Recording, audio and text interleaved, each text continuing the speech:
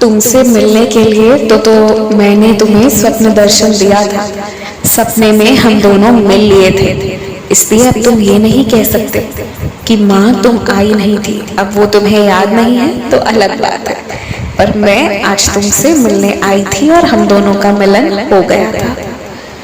लेकिन प्रत्यक्ष रूप से जो तुम्हारे स्मरण में है, उसमें मैंने तुम्हें एक नहीं 3 से 4 बार अलग अलग रूपों में दर्शन दिए हैं। एक वो बूढ़ी भिखारन के रूप में, जिससे आमतौर पर लोग घृणा करते हैं, पर तुमने घृणा नहीं किया, तुमने दुर्व्यवहार नहीं किया।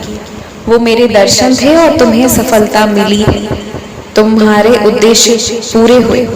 तुम जिस तरह सेवा करना चाहते थे वो मैंने ले लिया उस रूप में। मैंने तुम्हें और भी 2-3 दफा अलग अलग महिलाओं के रूप में दर्शन दिए हैं, और हर बार तुमने मुझे मेरे हर एक रूप में जो भरपेट भोजन कराया ना, वो मेरे को बहुत संतुष्टि प्रदान की है और मुझे बहुत खुशी है तुमसे।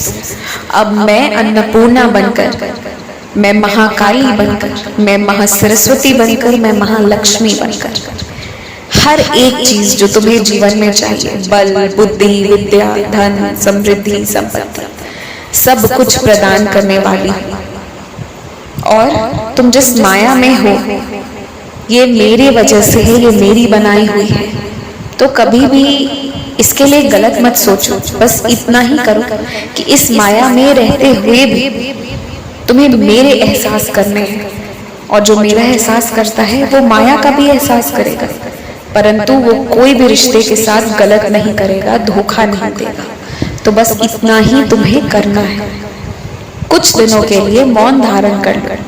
जो तुम पर अपयश लगाते हैं वो अपने आप चुप हो जाएंगे, अपने आप शांत हो जाएंगे, उस तरह करना बंद कर देंगे। तुम कुछ दिनों के लिए कुछ विषयों पर पूर्णतः मौन धारण कर लो। तुम्हारे जवाब देने से, झुंझलाहट हो जाने से, बहस हो जाने से फिर तो सामने वाले को जो चाहिए वो हो ही जाता है, पर तुम अपने मन की स्थिति को बिगड़ने नहीं दोगे ना, तो वो बहुत बड़ी जीत होगी। और एक बात कहूँ, क्योंकि तुम मेरे उपासक हो, इसलिए गलत चीज देखकर तुम्हें क्रोध आता है और वो हमेशा आएगा। गलत को देखकर शांत रह पाना ये तुम्हारी स्वभाव नहीं है, क्योंकि तुम मेरे उपासक हो। गलत देखकर मुझे भी क्रोध आता है और तुम्हें भी क्रोध आया, लेकिन उसका सही तरीके से जवाब कैसे देना है ये मैं तुम्हें सिखाऊंगी, समझाऊंगी। तुम केवल थोड़ी देर भोलेनाथ का ध्यान करना, महादेव तुम्हें मार्गदर्शन करेंगे। मेरे आशीर्वाद से तुम अपने क्रोध पर भी काबू पाओगे, और जहाँ उचित है वहीं तुम्हें क्रोध आता है तो तुम गलत नहीं हो, तुम सही हो। बस उसे प्रकट करने का अब तरीका सही मैं तुम्हें सिखलाऊंगी, मैं तुम्हें बतलाऊंगी। खुश रहो, सौभाग्यवान भव, सौभाग्यवती भव।